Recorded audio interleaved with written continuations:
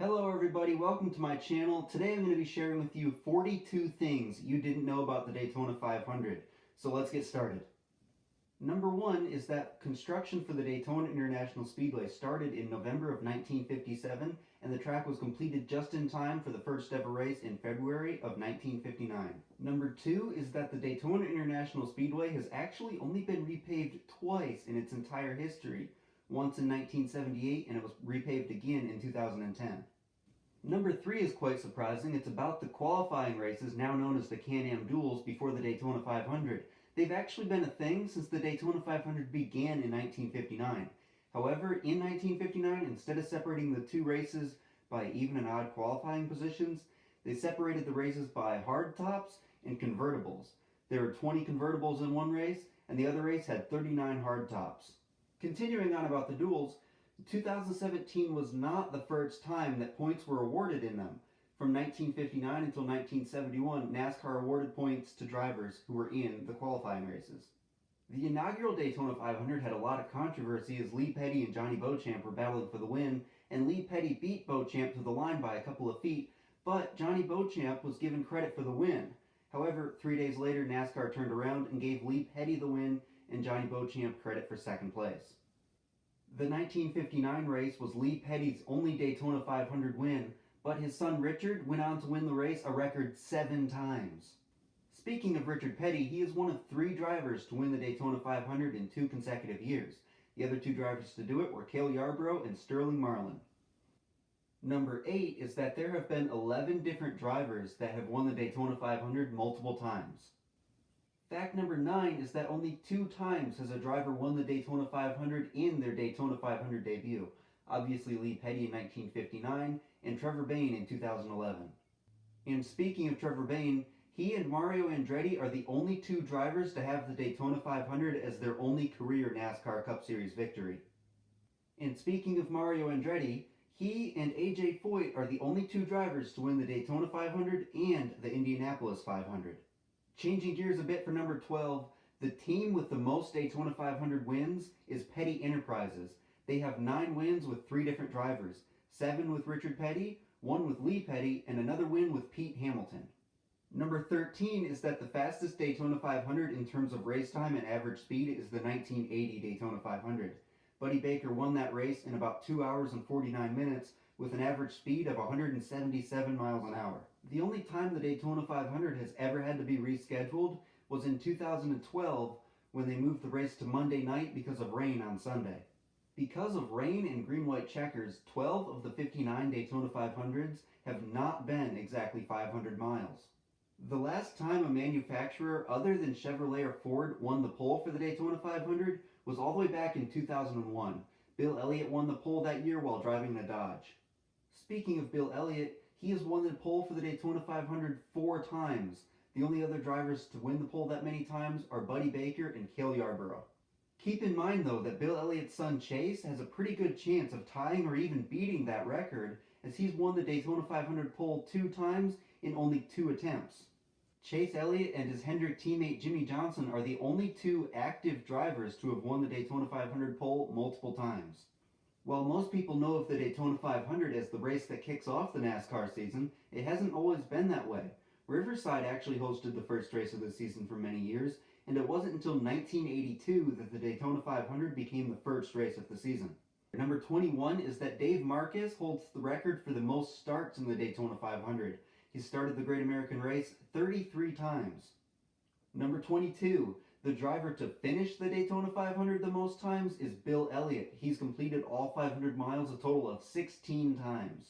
So let's talk about pace cars for a minute. The Pontiac Trans Am has been used as the pace car for the Great American Race 13 times, which is more than any other type of car. Also, there was a Pontiac as the pace car of the Daytona 500 for 32 straight years. The streak started in 1972 and it ended in 2004. Surprisingly, only 2 times has a Ford been the pace car of the Daytona 500. The first time was in 1970 when there was a Ford Torino GT as the pace car, and the second time was in 2010 when there was a Ford Mustang GT as the pace car. Okay, so last thing about pace cars. The craziest one that I could find that has paced the field in Daytona 500 history was in 1971 when they had a Porsche 914 as the pace car. Different topic now. The Daytona International Speedway added lights to the track in 1998, and it is the largest sporting facility in North America to be completely lit. So just about every NASCAR fan is familiar with the Harley J. Earl Trophy, but who is Harley J. Earl? Well, the short answer is that he designed and invented a lot of cars, including the Chevy Corvette. He also designed the Firebird 1 concept car, which is on the top of the Daytona 500 trophy. Number 30 on the list today is that the Harley J. Earl Trophy weighs 54 pounds. Dale Earnhardt Sr. got himself one of those awesome trophies in 1998, but it took him 20 years to do it. The Intimidator had a lot of bad luck in the Daytona 500, and in 1991, he even hit a bird on the backstretch on the early laps of the race, which hurt his car aerodynamically, making for a very long day for Dale Earnhardt Sr. So while Dale Earnhardt Sr. had a lot of bad luck in the Daytona 500, he does have 12 top 5s in the Great American Race, which is more than any other driver. Dale Earnhardt Sr. also has the most runner-up finishes in the Daytona 500, as 5 times the Intimidator has finished second in the Great American Race. So from one 7-time champ to another, let's talk about Jimmie Johnson. He's won the Daytona 500 2 times, once in 2006 and again in 2013. But for the 6 years in between that, he never finished better than 27th. As mentioned earlier, Jimmie Johnson has won the Daytona 500 pole multiple times. The first time he won the Daytona 500 pole was in 2002 when he became just the second rookie to ever win the pole for the Great American Race. The first time a rookie won the Daytona 500 pole was in 1994 when Loy Allen Jr. did it. So a rookie winning the Daytona 500 pole was pretty rare for the first 54 years of the race, as it only happened twice. But over the last 5 years, a rookie has won the Daytona 500 pole 3 times. Also, the number 24 has won the pole each of the last 3 years, so maybe the rookie William Byron will win the pole this year. Exactly 10 times has a driver won the pole and won the Daytona 500 in the same year, except nobody has done it since 2000 when Dale Jarrett did it. Number 39 for today is that 9 different car manufacturers have won the Daytona 500. Chevy and Ford have won the Daytona 500 a combined 38 times, while the other 7 manufacturers have only won the Daytona 500 a combined 21 times.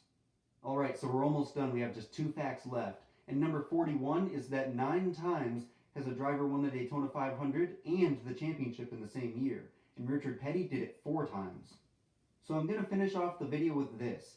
7 times has a driver got their first career Cup Series victory in the Daytona 500. Tiny Lund, Mario Andretti, Pete Hamilton, Derek Cope, Sterling Marlin, Michael Waltrip, and of course Trevor Bayne. All of those drivers got their first Cup win in the Daytona 500. This video took a very long time to make, so if you enjoyed it and you learned some new things about the Daytona 500, please hit the like button. Also, my sources will be in the description below, so you can check those out if you want to. Today there are cars back on track at Daytona, as there are practice sessions, and tomorrow there is pole qualifying for the Daytona 500 and the Clash. So I'll be watching those. I hope you will be too. Also, leave in the comments below who you think is going to win the Daytona 500 pole this year. If you get it right, I will give you a shout out in a future Copperhead Cup Series race. So thank you guys for watching, and I'll see you next time.